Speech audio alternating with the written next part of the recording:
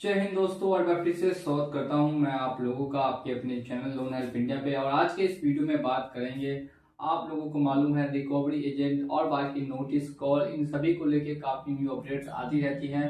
आप बात करेंगे कि आरबीआई की क्या नई गाइडेंस है, क्या नई अपडेट है जो 2024 से आप लोगों के लिए पता होना काफी ज्यादा इम्पोर्टेंट है। क्योंकि अगर आपने भी लोन को डिफॉल्ट किया है, आपने भी किसी एनबीएफसी क्रेडिट कार्ड या फिर बैंक से लोन ले रखा है और अभी तक रीपेमेंट नहीं किया, तो फिर ये खबर आप लोगों के लिए दोस्तों सुनना बहुत ही ज्यादा जरूरी है। तो पूरा वीडियो एंड तक जरूर वॉच कीजिएगा, पूरे इंटरेस्ट के साथ वीडियो देखिएगा ताकि आपको जितनी भी सब बातें हैं वो आसानी से समझ में आ सके। तो एक बार फिर से स्वागत करना चाहूंगा मैं आप लोगों का आपके अपने चैनल पर। और अगर आपने अभी तक चैनल को सब्सक्राइब करके बेल आइकन को प्रेस नहीं किया है तो जल्द से जल्द जाइए और जाके सब्सक्राइब करके बेल आइकन को प्रेस कर दीजिए। तो हम लोग यहाँ पे बात करते हैं कि अगर आपने किसी भी एनबीएफसी से लोन डिफॉल्ट किया है या क्रेडिट कार्ड या पर्सनल लोन किसी भी तरीके का आपने लिया होगा, तो पहले आपके ऊपर काफी हैवी पेनल्टी चार्जेस लगते थे। जी हाँ दोस्तों, आप लोगों को मालूम होना चाहिए कि जो आपका लोन का अमाउंट था, अगर 10,000 रुपये है तो उसको 15,000 रुपये, 20,000 रुपये और कुछ एनबीएफसी एप्लीकेशन 30-35 हजार रुपए तक पहुंचा देती थी, वो भी काफी कम समय में काफी आसानी से। ऐसा क्यों हो पाता था? तो ऐसा होने के पीछे सबसे बड़ा कारण था लेट फाइन एंड चार्जेस। जी हाँ दोस्तों, आपने बिल्कुल सही सुना। लेट फाइन एंड चार्जेस इतनी ज्यादा लगाई जाती थी कि आपका जो अमाउंट है वो काफी तेजी से बढ़ जाता था। अब लेकिन ऐसा 2024 से नहीं होगा। आपके ऊपर कोई भी लेट फाइन एंड चार्जेस नहीं लगाए जाएंगे जितने भी आप लोन डिफॉल्ट करते हैं। लेकिन ये रूल क्रेडिट कार्ड के लिए लागू नहीं होता, बाकी हर तरीके के पर्सनल लोन के लिए लागू हो जाएगा। अब क्या होगा, अब जो आपका इंटरेस्ट रेट है बैंक या एनबीएफसी उसको इंक्रीज कर सकती है। अगर पहले आपका इंटरेस्ट रेट 25% था तो अब वो 30% पर एनम हो जाएगा। अगर पहले 30% था तो वो अब 40% पर एनम हो जाएगा।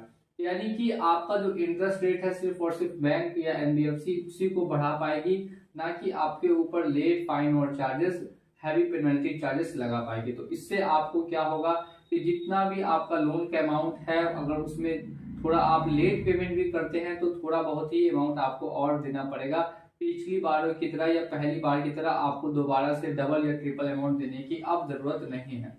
अगर आप पहले से लोन ले चुके हैं और आपके ऊपर पेनल्टी और चार्जेस लग चुके हैं, तो ऐसी कंडीशन में क्या करें, कैसे पेनल्टी और चार्जेस हटवाएं, इसके लिए हमारे चैनल को सब्सक्राइब कीजिए। नेक्स्ट वीडियो में मैं आपको बताऊंगा कि पेनल्टी चार्जेस कैसे हटवाए जा सकते हैं। अब हम लोग बात कर लेते हैं सेकेंड नियम के बारे में। जो सेकेंड रूल है 2023 में ही लागू किया गया था, लेकिन अभी तक इसको देखा नहीं गया है, कंपनियां फॉलो नहीं कर रही हैं। तो माना जा रहा है 2024 से आरबीआई का ये नियम भी लागू हो जाएगा और 100% होना भी चाहिए। अब इस नियम के तहत क्या कहा जाता है वो आप लोग ध्यान से सुनिए। जितनी भी एनबीएफसी एप्लीकेशन थी वो लोगों के डेटा को स्टोर कर लेती थी, अपने पास जमा कर लेती थी और उसका यूज करके उनको एट लास्ट में ब्लैकमेल करने की काफी यहाँ पे 200 कंप्लेन मिली है। मुझे खुद लगभग ऐसी 2000 से 3000 कंप्लेन मिली है 2023 के अंदर में, जहाँ पे लोगों को ब्लैकमेल किया गया है।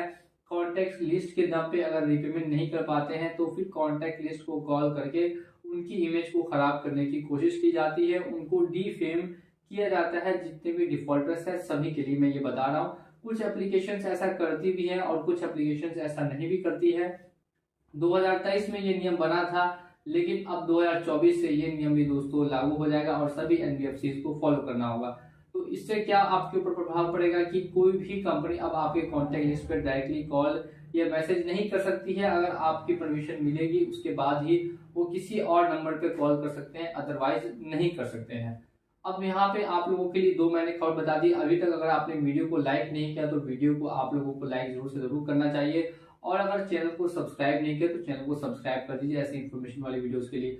अब हम लोग आ जाते हैं लास्ट और थर्ड, जिसपे कि खुद फाइनेंस मिनिस्टर निर्मला सीतारमण जी ने कहा था कि जो लोन की रिकवरी इंडिया के अंदर में की जा रही है, जबरदस्ती की जा रही है और वो इलीगल तरीके से की जा रही है।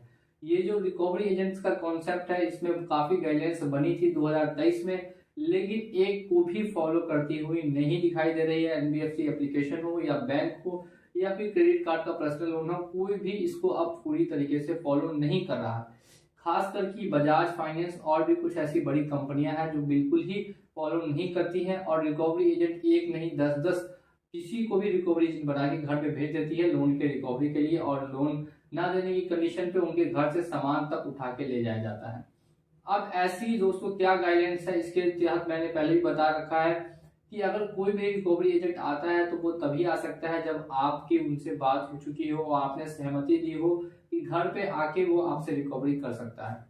अदरवाइज कोर्ट का ऑर्डर आने पर ही किसी के पास अधिकार है कि वो आपके घर पे आए, अदरवाइज किसी के पास इतना अधिकार नहीं है कि वो आपके घर पे आ सके। तो आपको दो बातों का ख्याल रखना है, या तो अगर आप उसको बुला रहे हैं पैसा देने के लिए तो वो आपके घर पे आके पैसा लेकर जा सकता है, या फिर दूसरी कंडीशन ये हो सकती है कि उसके पास कोर्ट से ऑर्डर मिला हो उसको कि जाइए जाके घर पे से रिकवरी कर लीजिए पैसों की, तब वो आ सकता है।